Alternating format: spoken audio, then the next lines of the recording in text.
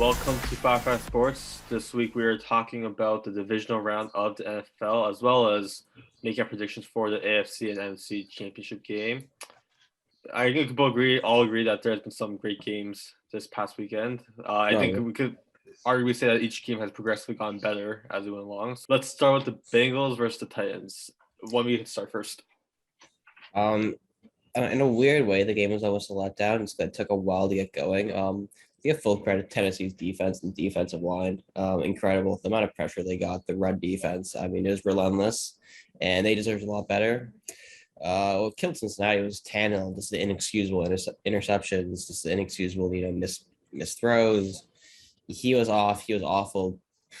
I'd say Jimmy Garoppolo didn't exist. He would have had the worst quarterback performance of that divisional round. But just a complete mess from the Titans offense, especially when you got healthy. You got Derrick Henry back, Julio, AJ Brown, among other offensive weapons. And I just think the use of Donta Foreman was definitely underused because he definitely was the running back in form. He definitely contributed to that 12-4 season after Derrick Henry got injured because we know how much Tennessee relies on that run game, and he definitely held his own for the majority of the second half of the season. And Derrick Henry just coming back, there's obviously going to be some rest there.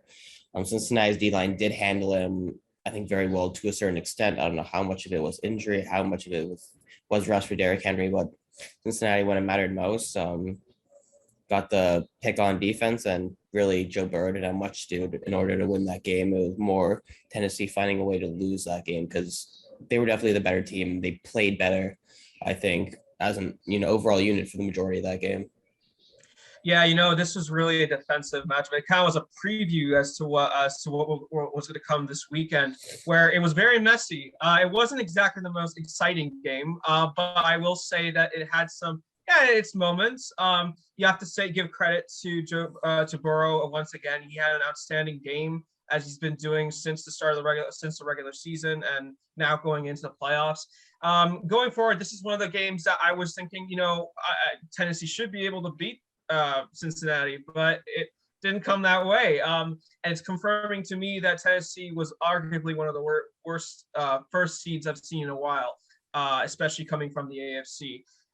That being said, I think what won them the game really is that both teams were very defensive. I think there was that spiking edge that I feel Cincinnati had with the player with Burrow, and with Tannehill with throwing those two interceptions. Or there was a bit of disconnect for him, especially, and this is what tends to happen for teams that come off the bye in a sense, or not having a wild card game. That you could see that they were very rusty to start, especially offensively, and that came to bite them on the ass in this one. So that being said, it was great. I love seeing. I know obviously the Raven fan here is not so excited about it, but it's great to see that an underdog kind of came out and won this game, and it's all. We have to see where Burrow can take this team now. It's quite impressive so far. I don't think either team played both teams had the fair share of problems this game. I think Tennessee's were kind of always more clear because they had Tannehill throwing interception the moment the game began. I think the Bengals case, a lot of the troubles came with that offensive line. They really couldn't.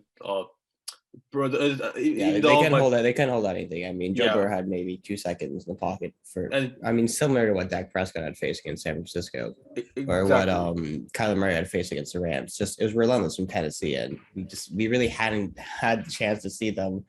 Or a lot of people maybe didn't get a chance to see them fully in action, just because of the way the NFL season works. Tennessee isn't that big market team where everyone has that invested interest in them. This is one of those things, but they were second overall in rush defense. I think only the Buccaneers had a better regular season record than them, and I mean it's clear to see. And there's some extremely talented D lines even left. With the Rams, Buccaneers, they're out, but I mean they had incredible run defense all season long. Cowboys, they had great pass rushes as well. So we've seen great pass rushes, and Tennessee just flew under the radar all year. And I mean, that was their moment to shine, and they shined. I mean, that was the high point for that Titans. Performance. Mm-hmm. That was their high performance. And look, I don't think Joe Burrow had the best game we've seen from him, but I think given what he had to deal with his offensive line, he still played great numbers, and he did what he needed to. I think the biggest difference is when the game came on into Burrow's hands, he delivered, and when it came to Tannehill's hands, he couldn't. Because we talked about this earlier this season. Is Tannehill the type of quarterback that can bring a team far into playoffs? And I said, in my opinion, I think he is a quarterback that can do enough, but the game can't fall in his hands. And this is one of those games, unfortunately, it falls on the quarterback's hands to deliver, and he wasn't able to do that. Joe Burrow was able to do it. He was able to get the ball to Jamar Chase, get the team position, which gave him the field goal. And overall, they played the better game. It wasn't a great game on both sides, but the edge was clearly going to the Bengals.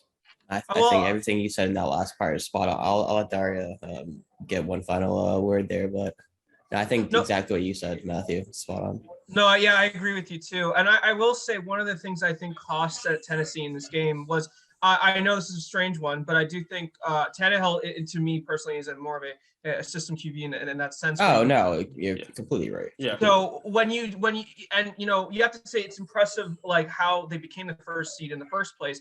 But to me, one of the things that was quite interesting was when they brought Derrick Henry back and how they kind of utilized him. And I think that there was a certain game plan. I think Cincinnati went into this game into stopping him, and I think that actually did pave the way. I noticed quite a few times they were not rushing him into the snaps. They had an interchange with was it a Foreman? I believe that was the other running back. Foreman. Yep. And he was getting more of the running, more. Yeah, he had that big rush in the third quarter that really started to open up Tennessee's offense, at least in that little stretch when they had the touchdown to.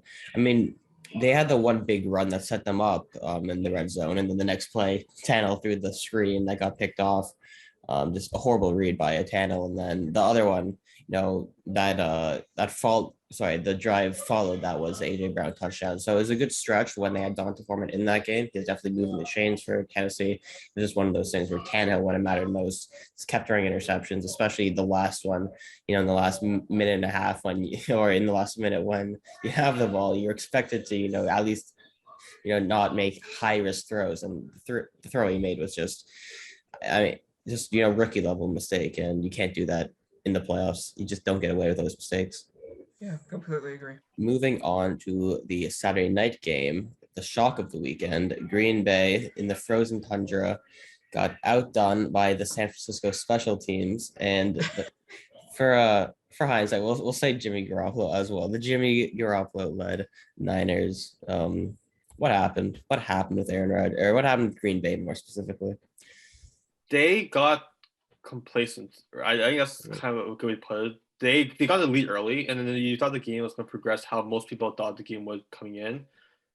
And look, I don't want to put all the blame on Aaron Rodgers because clearly there are a lot of teams on Green Bay that need to work out. But I think Rodgers does deserve some blame because he had every chance throughout the game to pull the score away, to kind of pull Green Bay away from 49ers fire. And he didn't do that. The offense didn't do that. And of course, we know what happened with the special teams.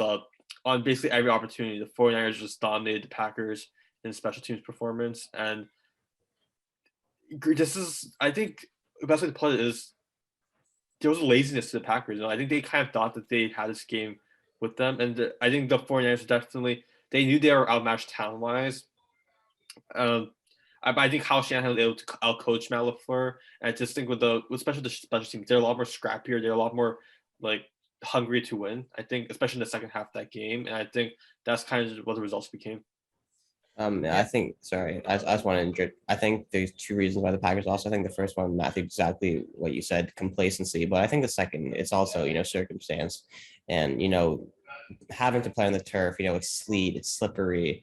Obviously, that's a disadvantage for Aaron Rodgers because, we all know, how he moves the ball downfield. We all know where his greatest success comes from, being able to air it out 30 yards. San Francisco's defense in their secondary is too good and too quick. And you could see, guys like Devontae Adams, Valdez Scanling, they just weren't able to get that first step, that, separation, just because of how bad that the surface was. You just really couldn't make, moves in order to get that separation on the incredibly talented secondary. And once they were able to shut down the run game and Aaron Jones and I think AJ Dillon, I know, is AJ Dillon the backup running? Yeah, I think it is AJ Dillon, right? But the Niners' ability to shut down the run game, the combo of Jones and AJ Dillon in that weather is just a lot of it came down to the surface that they're playing. That game, a lot of it came down to coaching and Kyle Shanahan out coaching Matt LaFleur. And yeah, complacency just played a big part, played a big factor. The miss or the block field goal at the end of the first half, inexcusable.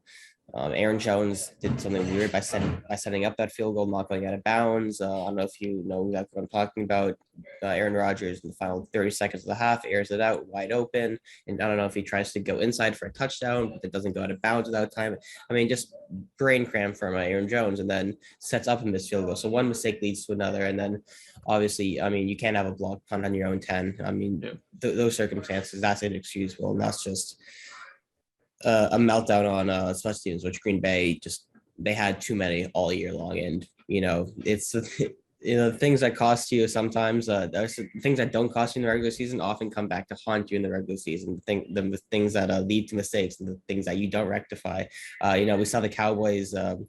It happened with Cowboys and Mike McCarthy and clock management. That's what ended the Cowboys season, and special teams ended the Green Bay season. And I think it's just sometimes that simple, coupled with the circumstance of just a horrible turf in San Francisco, riding that high, great defense, and Deebo Samuel being that all utility guy. They found a way to win, and the credit goes to the entirety of the San Francisco organization, because that was a joint effort to go into Green Bay and win that game. Look, I think we can all sit here and give kind of excuses as to what actually happened at Lambeau Field on Saturday night. And to be honest, even Aaron Rodgers himself can probably do that. But to be honest with you, this wasn't an inexcusable game for them to lose. They were at home. They were against the 49ers. They were the I believe the number 1 seed in the NFC. So they had everything was pointing in their direction, to come out of this game. And simply they did not deliver on many accounts. And now the question, I do want to ask you guys this. What does this make for you in Aaron Rodgers' career in Green Bay? Because we don't know what he's going after this. Is this his final straw with Green Bay, or do you guys think he's going to keep going with that? I think it's as difficult as a decision as any decision kind of comes, just because of how talented Green Bay is. You still want to Adams. You have a familiarity there. The defense is much improved. It's just one of those tough things where it will come down to Aaron Rodgers most likely. Where his heart is, I don't know if his heart's still in Green Bay and Lambeau. You think at least a piece of it is just with the history and his relationship with the fans in the city. But I mean, we know we wanted out last year. It's just one of those things. Maybe he thinks it's cursed there. He's just not going to win again. But yeah. The point you made, Di, about finding ways to win, it just comes down to winners don't make excuses. Winners find ways to win, and Green Bay doesn't have enough winners, I guess, on that roster to win when it matters most. I think it's just as simple as that sometimes. And yeah, on Aaron Rodgers, I don't know what his future is. I don't have a good guess, because any guess I have is just as good as yours. Or it's just a speculation, and it's all up in the air for Aaron Rodgers and Green Bay. So it's going to be definitely a busy offseason, and there'll be reports, left, right, and center, day in and day out. And yeah, let's not pretend that this is Aaron Rodgers. Aaron Rodgers does not have the pieces to do this. I mean, for crying out loud, this guy should be in a Super Bowl by now at this point in his career. Mm-hmm. But yeah, I don't know. I found this to be quite unfortunate for him going forward. And I don't know, Troy, Matthew, did you have anything to say on that? Personally, I think he's out Green Bay. I don't think it's really a matter of talent or if the team has talent. I think there's definitely some toxicity in the relationship with the front office. We saw that was clear last offseason. So I agree with you, Troy. I don't think it's been repaired enough to the point where he'd want to stay. But I mean, when you look at winning and where the talent is, Green Bay is not short of talent. No. And so it's just one of those things where I can't figure it out. And I think he's still on the contract. Is he a free agent, Aaron Rodgers? I don't think. I want to say yes, but if Rodgers is requesting a trade and is holding out, they're going to trade Aaron Rodgers. They're going to use that assets he has, and they're not going to let Aaron Rodgers just sit for a season.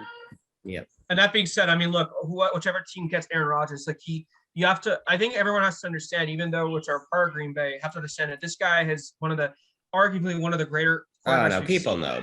People know. So him wanting to know. go to another team to get a Super Bowl under his name, completely understandable. He's been There's loyal to Green Bay for many years. nothing you could say about Aaron Rodgers' character or his professionalism in his time in Green Bay because he's been full of it. You could agree with him on vaccines, you could disagree with him on this or that. It's not a debate about his professionalism and his loyalty to Green Bay for the better part of 15 years. I'm pretty sure the correct term is immunized. Immunized, whatever. I don't care anymore. Move on. Ask me about the Rams game. That's what I want to talk about. Immunizations. All right, moving on. Let's go to the first Sunday game. We have the Rams versus your former quarterback, Tom Brady's Buccaneers. What do you guys think of this game? I just want to go back and remember what our picks were for the next two games because it was 50-50 either way. But I know I was on the Rams and the Bills for the better part of last week. I forget, Darren, I know you were on the Bills. You had the Bucks as well. Were you on the Bucks because of Tom Brady, or were you on the Rams? No, I believe I had the Rams. I had the Rams. You were on the Rams. I had the Rams and Chiefs. Yeah, so we're on the Rams, and it made sense. So just going into that game, the Rams defense special, and Matthew Stafford, we saw what he kind of did in Arizona, but what he didn't fully have to do. We saw glimpses of what was going to come against Tampa Bay, and he was flawless for the most part. A few communication errors, there's a lot of fumbles which aren't on Matthew Stafford, but the one in the third quarter where he just wasn't ready and the center just snapped it back to oblivion, put Tampa Bay in a nice field position at the half. It was just it was not Matthew Stafford that let them back into that game. It was just Rams miscommunication. But that throw to Cooper Kupp at the end, that's a throw that deserves to put you in an NFC Championship game. And the Rams defense played their hearts out. They were phenomenal all game long against Tom Brady. Really, except for the final 2 minutes where Tom Brady always seems to thrive. Got them back in the game with Mike Evans. It gets the late touchdown again. And so it's just one of those games where you didn't know if the Rams were going to choke it until Cooper Kupp set up the game-winning field goal. But we have to give a lot of credit to Matthew Stafford because that throw, especially Ndamukong Suh was coming. He was right in his face. That's one of the most under pressure throws that any quarterback will have to make, especially in that situation. All out blitz. I think there was some miscommunication on Tampa Bay's defense because there's no way Cooper Kupp should be able to run a straight vertical with 20 seconds left in the game. But when you have a guy that talented, and all it takes is one defensive breakdown to set up, that kind of field goal. And incredible game. One credit that deserves, one thing that deserves a lot of credit is the Bucs D line really made the life difficult for Cam Akers. We talked about that on the show last week, saying, will Cam Akers will he have the ability to kind of give Matthew Stafford that extra little,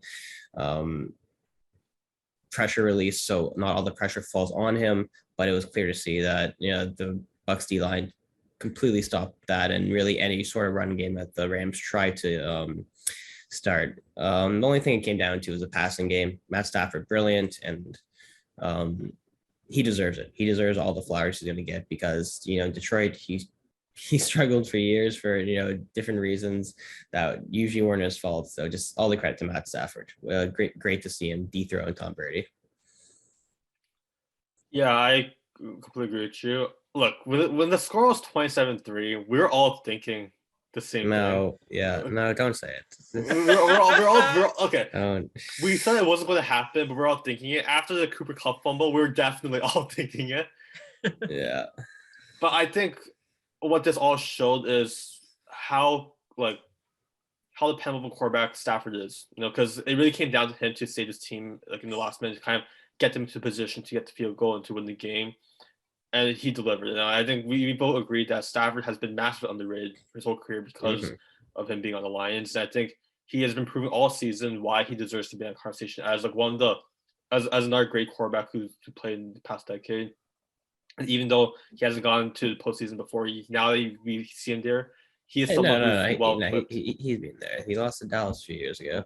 He's been there twice. Go this far into the playoffs. Yeah, because he never won a game before. Yeah.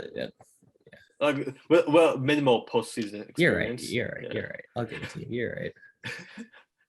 Yeah, it's we're seeing him play well, and credit to Tampa Bay because they really did come back. It's I think a lot of people were writing off the game like after halftime, like they did with Brady back in 2017. But they came back. Brady does what Brady does best. He fights in the games. I think it's clear to say that 27-3 is not a large enough lead to be comfortable against a quarterback like Tom Brady. But the Rams played well throughout, and they have been one of the best teams this whole season, even when they struggled a little bit here and there, but they are always proving why they have all this talent, and they've all kind of delivered. Yeah, when it was 27-3 in this game, as a Patriot fan, I got some major flashbacks to it. And I have to be honest, a little bit of me was rooting for it, to be honest. I want to see Brady come back in that game. But truthfully, like I didn't actually, the first half of this game was quite weird. It was a very messy game once again, as it's been a trend this entire weekend. I felt like in the second half, definitely it picked up when Tom Brady turned it on, as he has done so many times in his career, and it truthfully became an incredible fourth period. That was like I was on the edge of my seat watching this game, and the way he was coming back, it was one of those games that was just everybody seemed to be just watching and kind of enjoying seeing this talent on display from both sides. And as you guys said, I think I said it before too, Matthew Stafford has put arguably one of his better games in his career, and is starting to become a very consistent quarterback, which I'm very happy about seeing, especially now going into this Rams team and now going further into this postseason. Of course, he made such an incredible clutch play with Cooper Kupp at the very end of the game that won them the game. But let's be honest, this all started with Tampa Bay being incredibly sloppy offensively and even defensively. They barely had an offensive line, to be honest with you, for the majority of and Tom Brady had a lot of issues in the pocket. So generally this was one of those games where I honestly thought by the end, Tom Brady's going to come out of this victorious, but one play changed the entire thing, and it led to the Rams going through. And as I said, I did predict the Rams to go through, but I do think the Rams in general are the better team. They have the talent, both offensively and defensively, as we saw in this game. Truthfully, they could have lost this game easily, and that's how tight it was. That's how good of a game it ended up becoming. And with that, I think at the end of the day, they do end up deserving it. And Tom Brady is now there's arguably he might be retiring after this. We don't know. We have no idea on that. But if it is his final game, it's an unfortunate one, but it is a very Tom Brady like professional game that you've ever seen. It's a vintage Tom Brady in a sense. It's almost the best way to go out. Go out the way that you would basically want to send someone else out, right?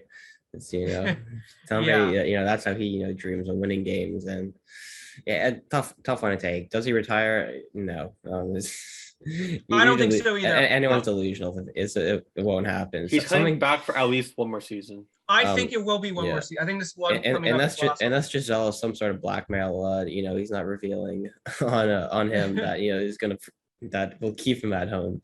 I can't see it happening. He's a type of competitive player that will not want to retire on a loss like this. No, he will want to come back stronger. It won't happen. Look, you look at every great athlete. Look at Jordan, Kobe. You see all these great athletes. They announce when they retire because you get to see them. Yeah. They want to see how things turn out and then just retire. They're competitors. They want to say, I'm retiring and I'm going to go out in this way. I'm on my own in a victorious fashion. And I think that's what Tom Brady has done throughout his career. And he wants to. But, obviously, maybe as a 2-year, I think max is 2 more years, right? Maybe he goes beyond. Like maybe it feels like next year is his final year. It feels like he'll be back for 1 more year, but it could be 2, as long as he's protected. That's the max. So it's one of those things where look, maybe as a 2-year winner to win, it's going to be increasingly difficult.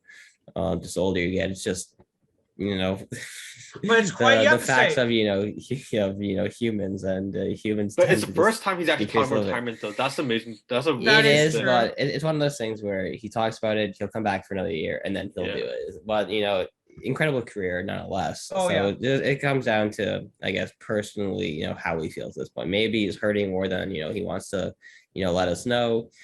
But he's definitely not going to make an announcement like that, a couple of days after being eliminated. Yeah. That's definitely something you think about for, 2 or 3 months before you have a, clear final game, decision. Yeah. Completely agree. And if it is his final game, so be it. He's in a wonderful career, but I think all of us, we've agreed. Yeah. I don't think it's going to be the end of it yet. Yeah. Finally, the big one, the Sunday nighter, the classic, Bills Chiefs.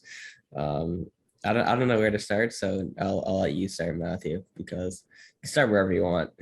Simply, I think this might be one of the greatest games of football I've ever seen.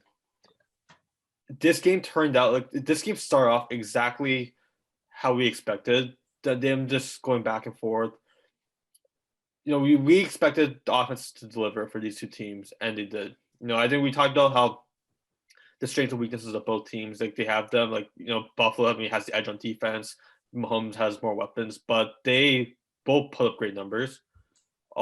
Gabriel Davis on the Bills. We had to give praise to him. 4 touchdowns. Wow. This is an incredible performance. 200 plus. For someone who people didn't even think of much during the regular season. He was just kind of another receiver. He is the reason why they both had such a great game. Him and Josh Allen. And credit Josh Allen. There's nothing more he could have done for his team because he could not also put a better performance. It's unfortunate for him that the other quarterback he was facing was Patrick Mahomes, who is always proving why. And I'm not going to say he's the greatest quarterback yet, because of course he's still very young, but he is always proving why he is arguably the best quarterback we've ever seen. With not just his ability to throw, but just his vision, his mental toughness. The way he handles the 13, he took 13 seconds to put them into position, and that was enough. Look, that last 2 minutes kind of summed up the whole game. Chiefs take the lead, have the lead, Bills take it, and 13 seconds left, Chiefs take it back, and then they win in overtime. People are complaining about the coin toss, which, by the way, I do agree that the rules aren't great. I do agree that a team should go back and get an opportunity, but that being said, that shouldn't take away from the fact that the Chiefs deserve this win because they played a great game. And the Bills should have been able to stop them in 30 seconds. So that's kind of on the Bills. This is great. I think to sum up, this is just great football that has been played. And I don't think any other words can really describe it. I was about to have a stroke by the end of Sunday, but after having the Rams game happen and just before this, and then it was chaotic. It was incredible. As you said, it's one of the best NFL games I've watched in a long time. I have to say, this performance from Josh Allen in particular in this game, it reminded me quite a bit of when the Patriots played the Kansas City back 2 years ago in Mahomes' rookie year. It reminded me quite a bit of that. It was in 2018, yes. It reminded me quite about where in terms he had one of his incredible performances, but he just came up short. And I think that this is going to be a very defining game for Josh Allen going forward because this guy is an incredible QB. And I think he's just one for the future going forward for the franchise of Buffalo. And I hate saying as a Patriot fan because I don't want to see him winning the AFC as many times as he's going to probably in the future. But he is incredible. Just in generally the offense, this was such an offensive showdown between two incredible young quarterbacks and will probably be the leaders if not for having Mac Jones and other QBs in the AFC. These sort of leaders and among the best you can get, not only in the AFC, but in also the NFL in general. It's unfortunate, as you said, the fourth was incredible. Once again, the last 2 minutes in particular was insane, going back and forth. And, I honestly couldn't predict who was going to win this game. They were just going back and forth to each other. It wasn't a great display on defense, I'll say that. But to be honest, as a fan of just what entertainment wise, it was something that I think a lot of fans were able to enjoy quite a bit. And yes, I do agree. The whole flip of a coin it's unfortunate that Buffalo couldn't get their chance to do it. I know, obviously, I saw a lot of people saying that the CFL rules they have that rule where they can do the toss. I do think they should change it personally. I think this is the one thing that I agree with the CFL that I wish they would do here. That being said, Buffalo, look.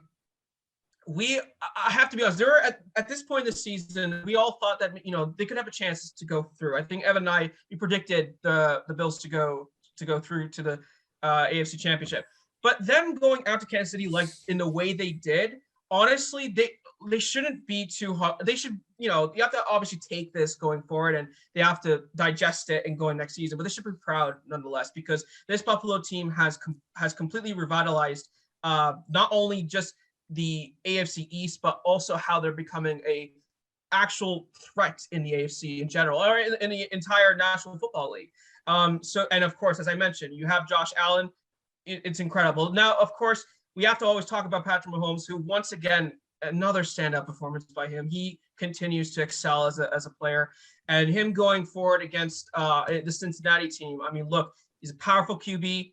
It's going to be very entertaining, and this all together was one of the best games I've seen in a while, and it was quite incredible. And honestly, let's see what happens next. It's very exciting right now to be an NFL fan. I love what you both said. Like outside of outside the last 2 minutes of the game, I think defensively both teams aren't going to get the credit that they deserve because I think, especially Buffalo, they definitely made plays. Limited the Cheetah, limited Hill. The score didn't go out of hand for a while. No, exactly. Limited Kelsey. Kelsey, wasn't really having a huge impact. I think both, even on the Kansas City side, it wasn't outside of Gabriel Davis.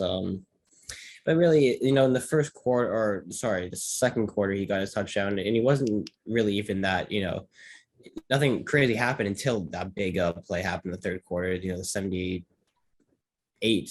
however many yards it was, just the bomb from Josh Allen. That's just Josh Allen making an incredible throw, hitting Davis in stride. It's just incredible recognition on his part. But my point is on the defenses, both the Chiefs and Bills, I think, did a good job limiting the offensive weapons. Did a good job limiting Diggs, Dawson Knox from Chiefs' point of view. I mean, really, in the first half, what helped both offenses go was the quarterback's legs. Mahomes and Josh Allen utilized their legs incredibly well. Josh Allen, we know, is being more of a running back, or he's being the team's basically running back for the majority of the season, and his ability to move the ball with his legs was always going to be a threat for the Chiefs. But what we didn't really foresee coming was Patrick Mahomes, really not winning the game with his legs, but especially in the first half, kept the ball moving a lot. The first drive they had, the first touchdown, where it's all on his legs. He had the 35-yard scramble, that he had the 19-yard scramble for the touchdown. I mean, that's something that the Bills really didn't prepare for, and it's hard to prepare for everything when you're going up against the Chiefs, when you have just 3 Hall of Famers in Patrick Mahomes, Travis Kelce, and Tyreek Hill all in the same offense. Just one of those things. They have so much speed. Even outside of those three, guys like Nicole Hardman, he has incredible speed. He had his touchdown with just a great run in the third quarter. And with the Bills lost this game, wasn't overtime, and I disagree with both of you. I just think sometimes you have a bit of luck on your side, and sometimes a coin flip will decide a playoff game. But Buffalo had that chance to win the game in the final 13 seconds. Defense by Leslie Frazier and Sean McDermott was a joke. I don't know why they're playing so deep. I'd honestly rather give him a touchdown in that situation than a field goal. I'd play the corners, I'd play the sidelines, and I'd play somewhat deep. But honestly, in that situation, I'd be sending 7 guys every time. I'm not giving Patrick Mahomes any time to throw the ball. I'm not giving him any time to look downfield. It gave me a flashback to the Green Bay Dallas NFC wildcard game where Aaron Rodgers, made that one miraculous throw on the sideline to I think it was Mercedes Lewis. And this, just understanding the situation and everything. You knew they had 3 timeouts, so they'd try, do quick throws to probably Tyreek Hill, Travis Kelce up the middle, and those are the 2 plays. Those are 2 exact plays that they made. But just referring to the Green Bay game, Dallas got a blitz or sent a blitz on Aaron Rodgers and actually sacked him. They had no timeouts left, and they're at around the 25, 30-yard line. And the next play, the final play of the game to set up the game-winning field goal, was they sent 3 guys. They gave Aaron Rodgers all the time in the world to look downfield, gave him all the time to scramble, get out of the pocket, and just to hit a dot. And that's what special players do. Patrick Mahomes is a special player. He didn't really have to do anything special. He made 2 easy throws. Tyreek Hill, with his speed, got that extra 10 yards on that first play. And then Travis Kelce has found the seam, and all Mahomes had to do was hit him. I don't know why they're playing safety so far deep. They weren't going to go for the touchdown. And if they want to go for a touchdown, who the threat is in Tyreek Hill. I just think it was naive. I think it was just extremely cautious coaching from a Buffalo point of view. And they're just scared. and they should have understood the situation. We all understood the situation at home, and it's just the pressure got to them mentally and internally. And I can't give the coin toss as an excuse to Buffalo losing that game because they could have stopped them on defense, and it was a defensive mindset in that fourth quarter that set up the Kansas City win. And I think that's what it comes down to more, rather than, Patrick Mahomes having to do something incredible, because, the two throws are simple, set up an easy field goal for Butker, easy for him, 50 yards. You expect, professional NFL kicker to hit it, even with the pressure on him. And Buffalo had their chance. I can't give a pass to Buffalo's defense because it's just incredibly stupid the way they played the final drive. And they deserve to lose based off the way they played the final drive. To clarify, despite what I think about the overtime rules, Mhm. the Chiefs more than deserve that victory. Can't Yeah. stand. What I think about the rules doesn't at all correlate with my opinion on who deserves to win this game, because the Chiefs definitely played a great game, and they definitely deserved how this game ended up. Yeah, for sure. I guess that sums up the craziest NFL game in history and one of the craziest divisional rounds that the NFL will maybe ever see. Let's just quickly preview the championship games. In the AFC, we have Cincinnati versus who? Kansas City. Kansas City, yes. Sorry. In the AFC, we have the Bengals versus the Chiefs, Joe Shiesty versus Patrick Mahomes. We're expecting an offensive battle, right? We're expecting, lots of points in this game, maybe. Chiefs come on top. Chiefs come out on top. I'm going to Chiefs. Look, Joe Burrow played a great game, and he's been playing great all season. Jamar Chase is an elite wide receiver, and he has a lot of weapons on the Bengals, but they're not the Kansas City Chiefs. They're not Patrick Mahomes, not Travis Kelce, not Tyreek Hill. They're not the Chiefs offense. I don't want to completely discount the Bengals because of how they have momentum on their side, and they definitely have this I believe it mentality with them. But I don't see Chiefs losing this game, because I think when it comes down to the offense, where the Chiefs will deliver. Yeah, before you say something, I think Cincinnati, simply, if they want to have a chance, obviously it's going to come down to offense, but it's going to be, preventing that Kansas City D-line from getting a lot of pressure. Tennessee, you're not going to get away with allowing the pressure that Tennessee had.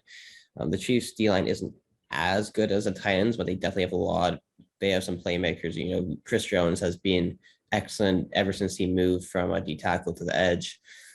So they can't allow that same kind of pressure if they have any chance, because they do have offensive weapons, guys like T. Higgins, Tyler Boyd, Jamar Chase, 3 excellent players, CJ Uzuma at tight end. So they have weapons if Joe Burrow has time to find them.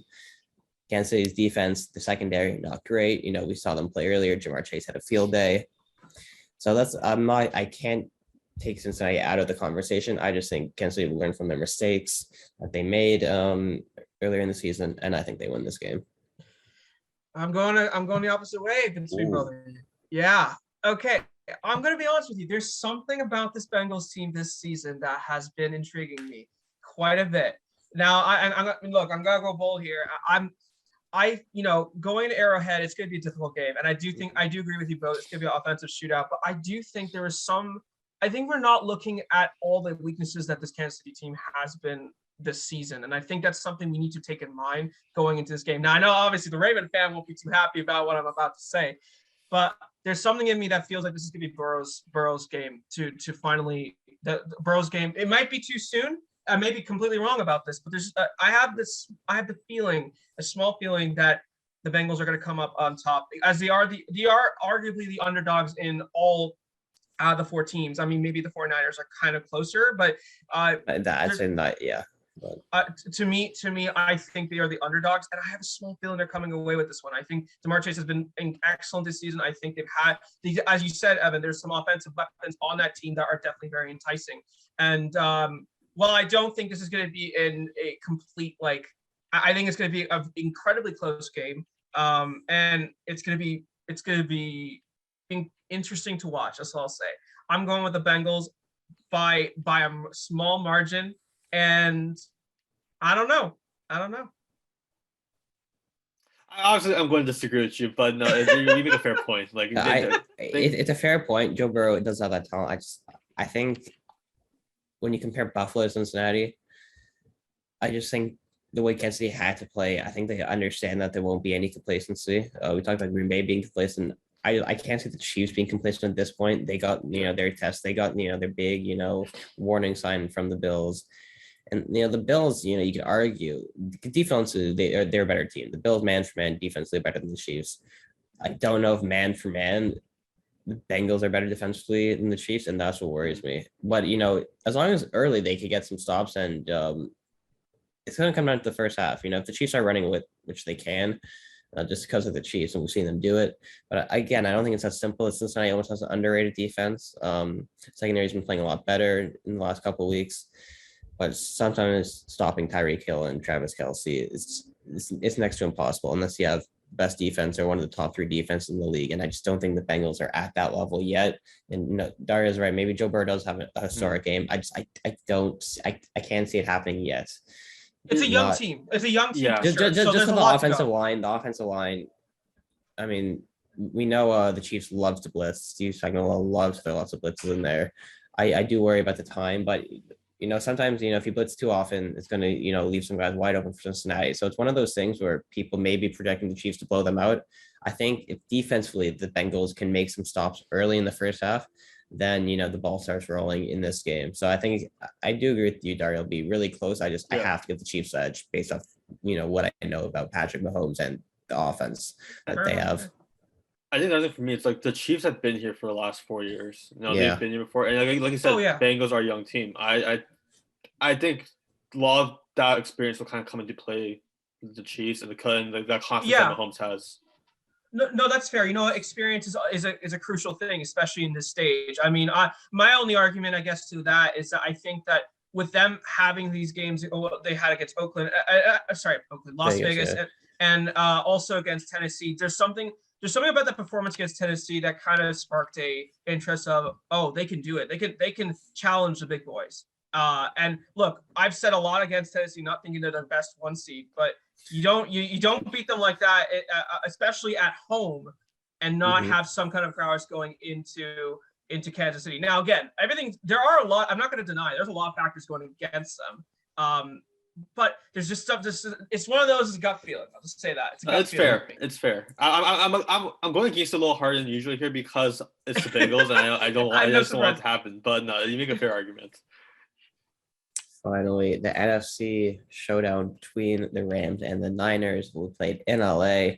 Lemsco is definitely going to try to make it, as much of a home game as they can. We know their fans love to travel in bunches, and we know the last time they played in SoFi Stadium, right? The last time they played at SoFi, it was a 49er party, but obviously different circumstances this time around. I saw the Rams, change the way that they're selling tickets to try to limit 49er fans to getting access to them. Apparently 49ers, even if they are able to get tickets, they're not going to be allowed in the stadium. I mean, obviously, that could just be rumors, but there'll be a few Niners fans in there, of course. But I think I think the Rams win this in a blowout. I think the Rams defense is too good. I think in good weather, I worry that Deebo Samuel isn't going to have the same impact, because if he's covered by Jalen Wright, whoever he's covered by, if he's running back and he has to go against the D line of Aaron Donald and Von Miller, and who am I thinking of? 54. Who's the other Rams edge rusher? I feel like a doofus right now. Leonard Floyd. Having to go up against that Ramsey line that has Leonard Floyd, Aaron Donald, Von Miller. We saw how good Von Miller was last week. I don't think the Niners are going to be able to keep the Rams off the board like the Packers were. The weather's going to play a huge factor in the fact that it's going to be beautiful and sunny in LA. And I think it's just with the coaching of Sean McVay, he's not going to get out coached. And as good as Kyle Shanahan is, and as good as that defense is, and as good as, and as hard as they've been playing, I just think the Rams are going to have too much. I think Cooper Kupp's, he's too much of a weapon. And then, if you double team Cooper Kupp and you take Cooper Kupp out of the equation, now you have Odell Beckham in the fold, and you have Tyler Higbee, and you have Cam Akers at running back. So I think the Rams' weapons, I think the defense, I have I'd be shocked if the Niners won this game. I'd be floored. And I thought the Packers were going to win by 20 last week, and I was humbled on that one. I would be shocked if the Rams don't win by +10. I agree with you that the Rams are going to win purely based on talent alone. It's not competition. But I don't think it will be a blowout because for some reason, the 49ers find a way to, more specifically, Kyle Shanahan finds a way to win against Sean McVay. And I don't see this being an easy game for Rams. I'm looking at who's on the team, and look, talent-wise, I love the Rams. They're my favorite to win the Super Bowl. But I think this may arguably be because, look, even though the game with Buccaneers was close, that was both teams putting up large numbers. It wasn't really the Rams struggling, more so Buccaneers playing well as well in the second half. If I see any game with the Rams actually struggling, I think it'll be this game against San Francisco and against that defense. But I do think that it'll be a bit of a messy game, but that the Rams will just edge out. Guys, I gotta disagree with you. I'm going for the 49ers. No, I'm kidding. I'm kidding. Okay. I'm not doing 2 in a row. No.